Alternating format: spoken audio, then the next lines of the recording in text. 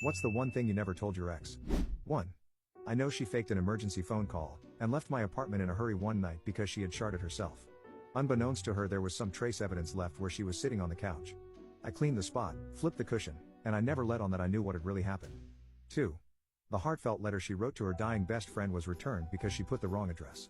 He passed away while the letter was en route back to her. I threw it in the trash. 3. That her passion and goals for her writing career did not match her talent and dedication in actually trying to achieve them. 4. That it isn't normal for him, 18, and his sister, 23, to shower together on a regular basis. And no, it was not to preserve water because they were loaded AF. 5. She had a lovebird. It managed to get out the door. We spent weeks walking the neighborhood, putting up posters and scouring lost and found ads.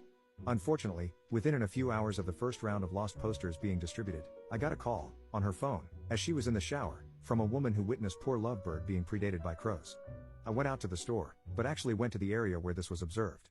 I found a lot of little blue feathers. She was already heartbroken at the loss. I felt this news, this soon into the search, would have crushed her. 6. He made me really uncomfortable with how often he accidentally pooped himself. Accidents are accidents, but there's a point where it's no longer an accident. 7. Just because you know interesting people, that doesn't make you interesting. 8. That I accidentally dropped his Ducati on its side. Obviously I couldn't pick it up, I was panicking and called a neighbor for help, and both of us were able to pick it up. Thankfully nothing happened to the motorcycle. No scratches or anything. But if my ex knew, he'd have a fit. 9. That his breath stank, I had to remind him daily to brush his teeth. 10.